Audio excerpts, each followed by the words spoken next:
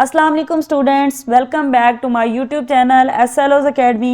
I am your physics teacher and today we are going to discuss about 11th class physics chapter number 6 that is fluid mechanics. तो बेटा आज की video का topic है जो कि एक वेरी इंपॉर्टेंट लॉन्ग क्वेश्चन है जिसके बहुत चांसेस होते हैं कि ये पेपर में आ सकता है, ठीक है, वो हम देखने जा रहे हैं। That is Archimedes principal. तो सबसे पहले आपको पता है हर प्रिंसिपल की हमारे पास स्टेटमेंट होती है, इसकी भी हमारे पास स्टेटमेंट है। तो पहले हम स्टेटमेंट देखते हैं और उसके बाद मैं आपको स्टेटमेंट को समझाती हूँ कि स्टेटमेंट में क्या है।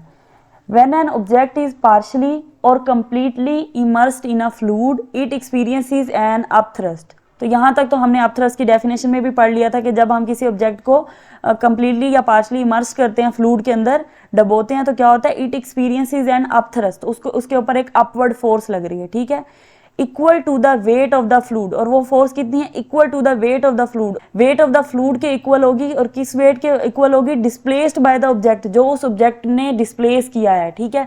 तो इसको बेटा सिंपली आप ऐसे समझे कि लेट्स सपोज आपके पास एक कंटेनर है, कोई भी एक बीकर है जिसके अंदर लिक्विड फिल है, ठीक है, वाटर फिल है, और उसके अंदर आपने क्या किया, कोई भी ऑब्जेक्ट डाला है, फॉर लेट्स से बॉल डाली आपने, ठीक है। हम समझने के लिए ऐसे सोच लेते हैं कि एक बीकर है लिक्विड का, पानी से भरा हुआ एक टब है या पानी से भरी एक बाल्टी है, उसके अंदर हमने बॉल डाली है। तो जब हम बॉल डालेंगे तो क्या होगा, इट एक्सपीरियंसेस एन अपथ्रस्ट, उसके ऊपर एक अपवर्ड फोर्स लगेगी जो लिक्विड लगा रहा होगा, ठीक है।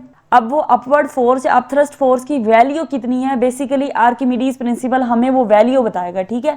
यानी हमने ये तो कह दिया ना कि एक अपवर्ड फोर्स लग रही होती है जिसे हम अपथ्रस्ट फोर्स बोलते हैं, लेकिन उसकी कितनी वैल्यू है, कितनी क्वांटिटी है, ये हमें आर्किमिडीज प्रिंसिपल बताता है। और आर्किमिडीज प्रिंसिपल की स्टेटमेंट बता रही है कि वो वैल्यू इक्वल होती है to the weight of the fluid displaced by the object, उस फ्लूइड के वेट के इक्वल होती है जो वो ऑब्जेक्ट डिस्प्लेस करता है। अब ये समझने वाली चीज़ है कि कौन सा फ्लूइड जो है वो डिस्प्लेस हो रहा है और ऑब्जेक्ट कैसे डिस्प्लेस कर रहा है।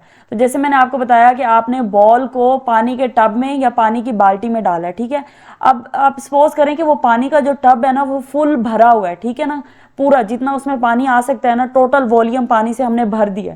जब फुल भरा होगा तो आप उसमें जब अपने घर में भी एक्सपेरिमेंट करके देख सकते हैं कि जब आप बॉल को डालेंगे तो पानी क्या होगा, नीचे गिरेगा, ठीक है। जब आप बॉल डालेंगे, क्योंकि उसमें मजीद जगह नहीं है ना, आप बॉल को अपनी जगह बनानी है अंदर, तो बॉल जाएगी तो क्या होगा, पानी जो है वो थोड़ा सा नीचे गिर जाएगा, ठीक है। अब अगर हम छोटी बॉल रखेंगे तो थोड़ा पानी गिरेगा, अगर हम बड़ी बॉल उसके अंदर डालते हैं तो ज्यादा पानी गिरेगा, ठीक है। जितना बॉल का वेट या मैस ज्यादा होगा, बेसिकली जितना वॉल्यूम ज्यादा होगा, उतना जो है वो लिक्विड को बाहर निकाल देगी, ठीक है।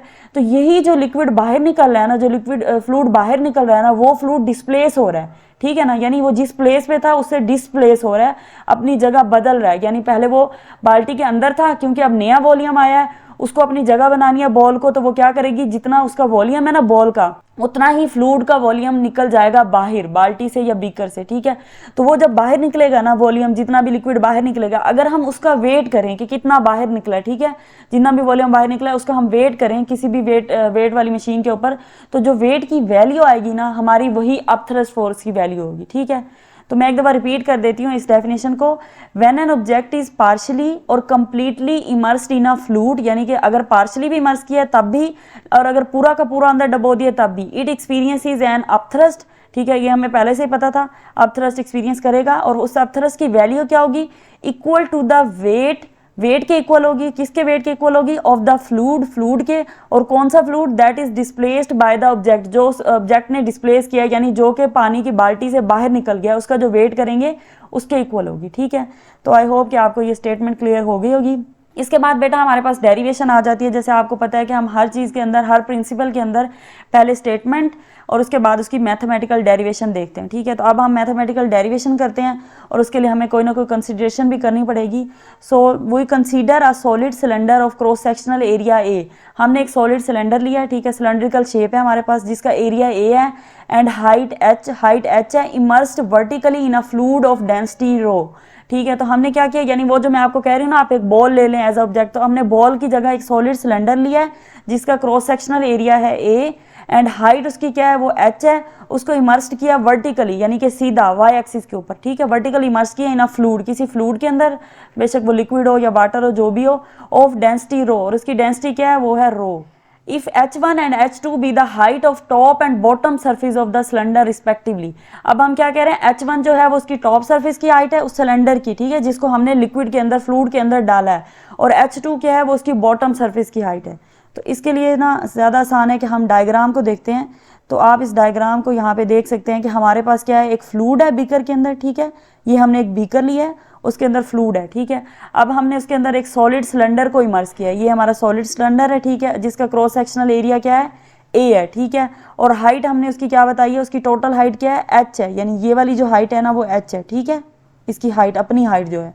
अब जो उसकी अपर सरफेस की हाइट है, जिसको हम H1 बोल रहे हैं, वो है कि फ्लूइड की अपर सरफेस से लेकर उस सिलेंडर की अपर सरफेस तक का जो डिस्टेंस है ना, ये यानी फ्लूइड की अपर सरफेस से सिलेंडर की अपर सरफेस तक का जो डिस्टेंस है वो है H1, ये इसकी अपर सरफेस की हाइट है। और लोअर सरफेस की हाइट क्या होगी हमारे पास, यानी कि इसकी लोअर सरफेस यहाँ पर है ना सिलेंडर की लोअर सरफेस, तो इस पॉइंट से लेकर ये वाला पॉइंट, ठीक है, इस पॉइंट से लेकर इस फ्लूइड की अपर सरफेस तक ये हमारे पास है H2, यानी कि इसकी लोअर सरफेस की हाइट है, ठीक है। यानी यहाँ तक वो कंप्लीटली इमर्स्ड हो रहा है, तो ये हाइट हमारे पास H2 है, और ऊपर वाला जो डिस्टेंस है जितना वो अंदर इमर्स हुआ है वो है H1, ठीक है। तो ये हमारे पास एक फ्लूइड है जिसकी डेंसिटी है rho. So if H1 and H2 be the height of top, यानी कि ये वाली हाइट, टॉप वाली हाइट, एंड बॉटम यानी कि H2 क्या है, बॉटम सरफेस की, उसकी बॉटम सरफेस की हाइट है सिलेंडर की रिस्पेक्टिवली, तो हम कह सकते हैं H2 minus H1 is equal to H।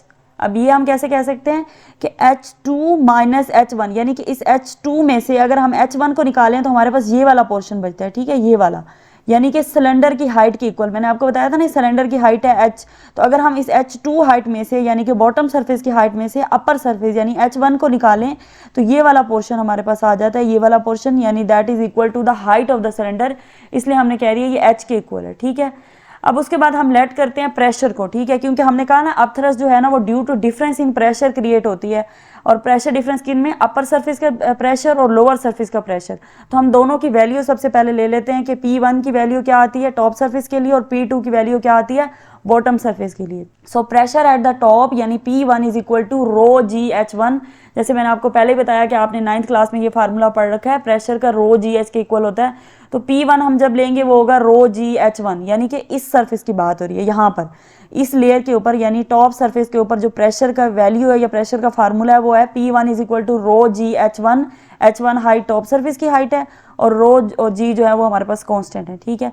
और pressure at the bottom surface क्या होगा, P2, वो भी सेम होगा रो जी H2, यानी कि लोअर सरफेस की हाइट के लिए H2 के लिए ये वाला, ठीक है ना। तो बॉटम सरफेस की हाइट के लिए हम लेंगे रो जी H2, और डेंसिटी हमारे पास क्या है, फ्लूइड की डेंसिटी है, और जी आपको पता है ग्रेविटेशनल एक्सेलरेशन होती है, और H क्या है हमारे पास height of the bottom surface और height of the top surface. तो नेक्स्ट हम कैलकुलेट करते हैं अपवर्ड एंड डाउनवर्ड फोर्स।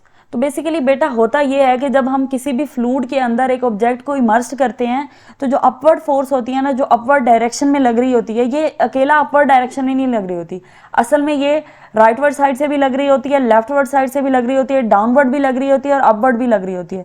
तो होता ये है कि जब हमारे पास ये जो इस साइड पे लग रही है यानी राइट डायरेक्शन में लग रही है फोर्स, अपथ्रस्ट फोर्स की बात हो रही है, ठीक है ना, जो लिक्विड लगा रहा होता है किसी भी ऑब्जेक्ट के ऊपर, जब ऑब्जेक्ट को हम लिक्विड के अंदर इमर्स करते हैं तो जो इस साइड पे लग रही होती है और जो इस साइड पे लग रही होती है, यानी कि आपके राइट साइड पे जो फोर्स लग रही है और जो लेफ्ट साइड पे लग रही है वो दोनों इक्वल एंड अपोजिट होती हैं, ठीक है। और आपको पता है इक्वल एंड अपोजिट फोर्सेज एक दूसरे को कैंसिल कर देती हैं, तो इसलिए उनका इफेक्ट कैंसिल हो जाता है, इसलिए हम उनकी बात नहीं करते, ठीक है।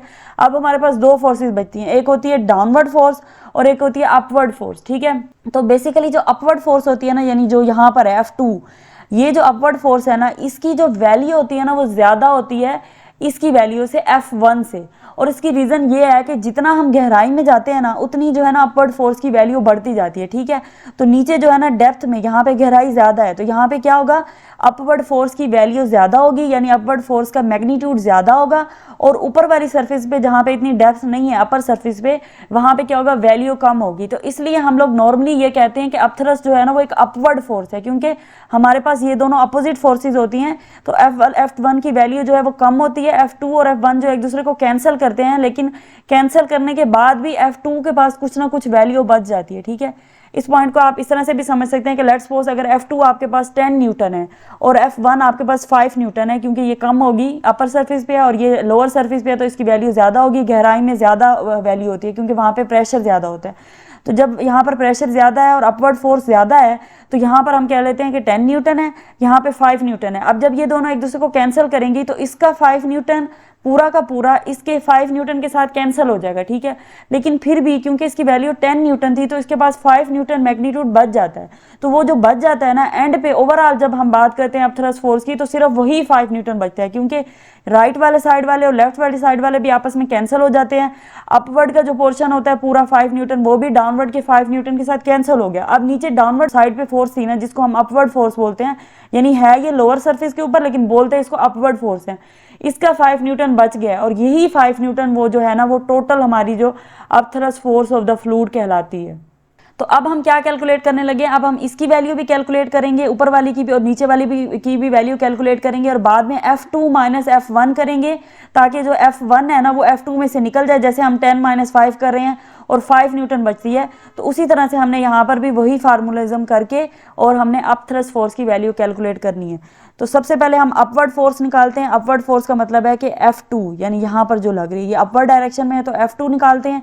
और F2 हम किस तरह से कैलकुलेट करेंगे, इसके लिए बेटा हम फार्मूला यूज करते हैं। हमारे पास जो होता है pressure is equal to force पर unit area.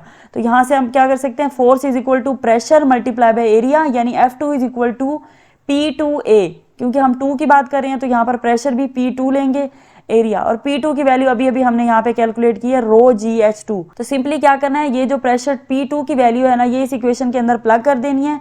So F2 is equal to ρGH2A, ठीक है। P2 की जगह क्या आ गया, ρGH2 और एरिया। अब ये इक्वेशन नंबर 1 बन गई, जो कि हमारे पास F2 की वैल्यू आ गई, ठीक है।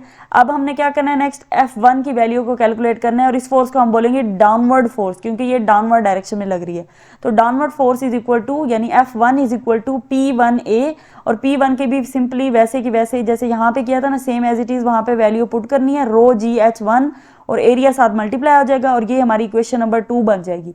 तो अब हमने F1 की वैल्यू भी कैलकुलेट कर ली है, यानी डाउनवर्ड फोर्स की वैल्यू भी कैलकुलेट कर ली है, और अपवर्ड फोर्स यानी F2 की वैल्यू भी कैलकुलेट कर ली है। तो अब मैंने आपको बताया कि नेट फोर्स हम कैसे निकालेंगे, जो एंड वाला हमारा अपथ्रस्ट फोर्स बचनी है वो हम निकालेंगे F2 माइनस F1, जैसे मैंने आपको पहले समझाने के लिए बताया था, यानी 10 माइनस 5, ठीक है। तो F2 माइनस F1 हमने करना है। So the net upthrust F of the fluid on the cylinder is F is equal to F2 minus F1। F2 की वैल्यू आप यहाँ से ले लेंगे इक्वेशन नंबर 1 से, ρGH2A यानी एरिया माइनस ρGH1A। तो यहाँ पे आप देख सकते हैं कि ρG और H जो है ना वो हमारे पास दोनों में कॉमन है, इसको कॉमन ले लेंगे, और फिर हमारे पास बचता है H2 माइनस H1, ठीक है। तो हमारे पास अपथ्रस्ट की वैल्यू आ जाती है ρGHA और H। तो ये H2 माइनस H1 जो है ये H में किस तरह से कन्वर्ट हो गया वो हमने यहाँ पे डिस्कस कर लिया था। सो हमारे पास टोटल हमारी अपथ्रस्ट, नेट अपथ्रस्ट क्या आ जाएगी, ρGAH, ठीक है, यानी कि density, gravitational acceleration, area of the cylinder और हाइट ऑफ द सिलेंडर, ठीक है, इसके इक्वल आ जाएगी। अब बेटा आपको पता है कि हमारे पास जो एरिया और अगर थिकनेस या फिर हाइट को हम मल्टीप्लाई करें तो वॉल्यूम आ जाता है, ठीक है। Upthrust is equal to ρGV, यानी कि इसके इक्वल आ जाएगी इसकी वैल्यू, और V is the volume of the cylinder here, and rho is the density of the fluid, and G is the क्या है, ग्रेविटेशनल एक्सेलरेशन, ठीक है। सो इस फार्मूले से हमें पता चल गया कि upthrust is equal to the weight of the fluid displaced. Upthrust जो है वो weight of the fluid displaced है, यानी कि ये हमारे पास क्या है, ये वेट ऑफ द फ्लूइड है जो डिस्प्लेस हुआ है। और इस चीज़ को आप इस तरह से वेरीफाई कर सकते हैं कि रो की जगह आप मैस पर यूनिट वॉल्यूम, आपको पता है डेंसिटी होती है मैस पर यूनिट वॉल्यूम, ठीक है। तो रो की जगह आप मैस पुट करें और नीचे वॉल्यूम डिवाइड होगा, वो नीचे डिवाइड वाला वॉल्यूम और ये वाला वॉल्यूम कट जाएंगे, ठीक है। तो ऊपर बचेगा मैस और G यानी mg, और mg क्या होता है, वेट, ठीक है। तो अपथ्रस्ट क्या है, wait of the fluid displace के इक्वल है, यही हमारा आर्किमिडीज प्रिंसिपल हमें बताता है, और ये हमने प्रूव भी कर लिया। So W is equal to F is equal to ρGV। So next हमारे पास आ जाता है एप्लीकेशंस ऑफ आर्किमिडीज प्रिंसिपल, ठीक है। ये आपकी बुक के एंड पे 2 टॉपिक्स डिस्कस हुए थे, शिप्स के बारे में और दूसरा सबमरीन्स के बारे में। तो सबसे पहले शिप्स को देखते हैं कि शिप क्यों फ्लोट करती है, ठीक है। तो इसकी 3 मेन रीजंस हैं, बोयंसी, ठीक है, और स्टेबिलिटी और स्ट्रक्चर रिलायबिलिटी। तो सबसे पहले ships are shaped to displace a large volume of water equal to their weight. तो आपको पता है कि फ्लोट करने की कंडीशन क्या है कि वेट के इक्वल होनी चाहिए अपथ्रस्ट, ठीक है। तो इनकी शेप ही इतनी इस तरह से बनाई जाती है कि जो अपथ्रस्ट की वैल्यू होती है ना वो उस वेट के इक्वल होती है जिसको वो डिस्प्लेस कर रही होती हैं, फ्लूइड के वेट के इक्वल होती है जिसको वो डिस्प्लेस कर रही होती हैं शिप्स, ठीक है। उसके बाद दूसरा पॉइंट है the hull shape helps maximise displacement and minimise weight. इनकी हल शेप, अगर हल शेप को आप गूगल के ऊपर सर्च करेंगे तो उनकी एक खास किस्म की शेप होती है, ठीक है, वी शेप टाइप कह लें, इधर आगे से मुड़ी होती है, ठीक है। तो वो जो शेप है ना वो हेल्प करती है इनको कि वो डिस्प्लेसमेंट ज़्यादा से ज़्यादा करें और वेट को मिनिमाइज करती है, ठीक है। तो ये हमारे पास ये वाला जो फार्मूला है ये वैलिड हो जाता है वहाँ पे और इसलिए ये मूव कर सकती हैं, ठीक है, फ्लोट कर सकती हैं। दूसरी रीज़न है स्टेबिलिटी, यानी ships are design to resist overturning. फिर उनका डिज़ाइन इस तरह से भी होता है कि वो ओवर टर्न नहीं करते, ठीक है। और दिस इज डन बाय, और ये किस तरह से होता है, किस तरह से डिज़ाइन ऐसा बनाया जाता है कि वो ओवर टर्न ना करें, उसके लिए क्या किया जाता है, this is done by distributing weight properly and using ballast tank to balance. तो क्या किया जाता है कि ब्लास्ट टैंक होते हैं हमारे पास, बड़े बड़े टैंक्स होते हैं जो शिप्स के डिफरेंट एरियाज में रख दिए जाते हैं, ठीक है, डिफरेंट जगह पे उसके अंदर टैंक्स रखे होते हैं और वो क्या कर रहे होते हैं, वो इसके वेट को बैलेंस कर रहे होते हैं, ठीक है। तो ये इसका जो बैलेंस वेट होता है ना पूरी शिप का, वो उसको स्टेबल रखता है, फ्लोट करने में मदद करता है, डूबने नहीं देता, ठीक है। तो पहली चीज है कि उसकी शेप इस तरह से है कि वो क्या कहते हैं, इतने ही वॉल्यूम को डिस्प्लेस कर रही है जितना अप थ्रस्ट है, ठीक है। तो वो कंडीशन पूरी हो जाती है, इसलिए वो फ्लोट करती है। दूसरी रीजन है उसका क्या, डिजाइन इस तरह से किया जाता है, उसके अंदर टैंक्स रखे जाते हैं, उसके वेट को बैलेंस किया जाता है, इसलिए भी वो नहीं डूबती। तीसरी रीजन है स्ट्रक्चर रिलायबिलिटी, यानी ships are built using strong and light material, ठीक है, लाइक स्टील एंड एल्यूमिनियम। तो इस तरह के मटेरियल से शिप्स को बनाया जाता है कि वो मटेरियल स्ट्रॉन्ग भी होता है, हल्का भी होता है, लाइट भी, क्योंकि अगर भारी होगा तो वो डूब जाएंगी, ठीक है ना। तो भारी नहीं होता यानी वजनी नहीं होता, लेकिन वो स्ट्रॉन्ग होता है कि वो टूटती भी नहीं है, यानी उनकी स्ट्रेंथ भी बहुत ज़्यादा होती है। और उसकी एग्जांपल स्टील और एल्यूमिनियम के से बनाते हैं हम इनको। Their design ensure they can withstand pressure, उनका डिज़ाइन इस तरह से होता है कि वो प्रेशर को भी विदस्टैंड करती हैं, जो प्रेशर वाटर का उनके ऊपर लग रहा होता है, लोड को भी जो उनके ऊपर होता है, एंड वाइब्रेशन फ्रॉम वेव्स, और नॉर्मली जो वेव्स आ रही होती है उसकी वजह से जो वाइब्रेशन उनके ऊपर आके लगती है तो उसको भी वो क्या करती है, विदस्टैंड कर लेती हैं, यानी उसको भी बेयर कर लेती हैं। तो इसलिए वो क्या करती हैं, स्ट्रक्चर उनका स्टेबल रहता है, क्या वो रिलायबल होती हैं। So by combining these principle ships float safely on water, ठीक है। तो सिंपली क्या है कि हमारे पास तीन रीजंस हैं। शिप्स की शेप इस तरह से होती है कि वो हमारे पास अपथ्रस्ट वाले हमारा जो कंडीशन है उसको फॉलो कर रही होती हैं। दूसरी है उनकी स्टेबिलिटी होती है उनके डिज़ाइन की वजह से। डिज़ाइन क्या है कि उनके अंदर टैंक्स रखे जाते हैं, ठीक है, उनके वेट को बैलेंस करने के लिए। तीसरा है स्ट्रक्चर रिलायबिलिटी, और स्ट्रक्चर रिलायबिलिटी में होता है कि उनका स्ट्रक्चर इस तरह से बनाया जाता है, यानी उनको एक लाइट और स्ट्रॉन्ग मटीरियल से बनाया जाता है, जैसे हमारे पास स्टील और एल्यूमिनियम है, ताकि वो क्या कर सके, प्रेशर को भी विदस्टैंड करें, बेयर कर लें, लोड भी उनके ऊपर जो रखा है उसको भी बेयर कर लें, एंड वाइब्रेशन फ्रॉम वेव्स है उसको भी क्या कर लें, रेजिस्ट कर लें, ठीक है। तो इन तीन चीज़ों की वजह से शिप्स फ्लोट करती हैं ऑन द वाटर। दूसरी एप्लीकेशन हमारे पास सबमेरीन्स के अंदर आती है, यानी सबमेरीन भी क्या करती हैं, सबमेरीन आपको पता है ये फ्लोट भी कर सकती हैं और सिंक भी कर सकती हैं, ठीक है। ये पानी के अंदर भी मूव करती हैं, गहराई में जाके भी, और जब इनको फ्लोट कराना हो तो ऊपर लाके फ्लोट भी कराया जा सकता है, ठीक है। So submarines can travel both on and under water, और दे फ्लोट। अब फ्लोट कब करती हैं और सिंक कब करती हैं उसको हम देखते हैं। They float when the weight of the water displace is equal to the weight of the submarine. तो आपको पता है जब ये दोनों चीज़ें इक्वल होंगी तो फिर हमारे पास फ्लोटिंग कंडीशन पूरी हो जाएगी, ठीक है। Wait of the water displaced, यानी जितना वाटर उन्होंने डिस्प्लेस किया है, ठीक है, जब वो उसके अंदर पानी के अंदर गई हैं तो जितना पानी को हटाया है साइड पे, डिस्प्लेस किया अपनी जगह बनाने के लिए वो, और जितना उनका अपना वेट है, ठीक है। डिस्प्लेस करने का मतलब है ना जितना वाटर वो डिस्प्लेस करेंगी। तो हमने अभी अभी आर्चिमीडियस प्रिंसिपल की स्टेटमेंट के अंदर पढ़ा कि वाटर डिस्प्लेस जो होता है वो अपथ्रस्ट के इक्वल होता है। तो दूसरे लफ्जों में हम कह सकते हैं कि हमारी जो अपथ्रस्ट है जब वो वेट ऑफ द सबमेरीन के इक्वल होगी तो फ्लोटिंग कंडीशन जो है वो पूरी हो रही है, इसलिए वो फ्लोट करती हैं, ठीक है। और सिंक कब करती हैं, दे सिंक कब वो डूब जाती हैं, when sea water is filled in ballast tanks weight increases. अब बेटा उनको अगर डुबाना हो, ठीक है, पानी के अंदर लेके जाना हो तो उसके लिए क्या किया जाता है, इसके अंदर ना ब्लास्ट टैंक्स रखे होते हैं, जो हमने अभी शिप्स के अंदर भी पढ़ा था कि उसके अंदर भी टैंक रखे होते हैं उसके वेट को बैलेंस करने के लिए। तो सबमेरीन्स के अंदर भी जो है ना वो टैंक्स होते हैं, और इन टैंक को ना पानी से फिल कर दिया जाता है। तो जब पानी से फिल करेंगे तो क्या होगा, सबमेरीन का वेट बढ़ जाएगा, ठीक है। जब उन टैंक के अंदर पानी फिल करेंगे तो पहले उसका अपना वेट है जो कि अपथ्रस्ट के इक्वल था, ठीक है, इसलिए वो फ्लोट कर रही थी। अब जब टैंक के अंदर पानी भरा तो वेट इंक्रीज हो गया ना, पानी का भी वेट साथ ऐड हो जाएगा ना सबमेरीन के वेट से। तो वेट जब इंक्रीज होगा तो क्या होगा, ये वाली कंडीशन नहीं रहेगी, अब वेट ऑफ सबमेरीन ग्रेटर हो जाएगा, इधर ग्रेटर का निशान आ जाएगा, ठीक है, इस साइड पे। और हमारा जो अपथ्रस्ट है उसकी वैल्यू कम हो जाएगी। जब उसकी वैल्यू कम होगी तो हमने सिंक की कंडीशन यही पढ़ी थी कि upthrust is less than weight of the object, then क्या करते हैं, ऑब्जेक्ट सिंक हो जाते हैं, डूब जाते हैं, सही है। तो उनको जब दोबारा वापस ऊपर लाना होता है फ्लोट कराने के लिए, टू राइज, तो क्या कहते हैं, sea water is expelled from tanks और वेट डिक्रीज। तो फिर जब दोबारा उनको ऊपर लाना हो तो सिंपली क्या किया जाता है कि उन टैंक्स में से पानी को बाहर निकाल के वेट को डिक्रीज किया जाता है और अपथ्रस्ट के इक्वल हो जाता है वेट, और फिर ये दोबारा से ऊपर आके फ्लोट करने लग जाती है, ठीक है। तो ये हमारे पास दो एप्लीकेशंस थी, सबसे पहली शिप्स और दूसरी सबमरीन्स, ठीक है। तो आई होप कि आपको आज का लेक्चर क्लियर हो गया होगा, और अगर आपको कोई कन्फ्यूजन हो तो कमेंट सेक्शन में आप क्वेश्चन पूछ सकते हैं। Thank you so much.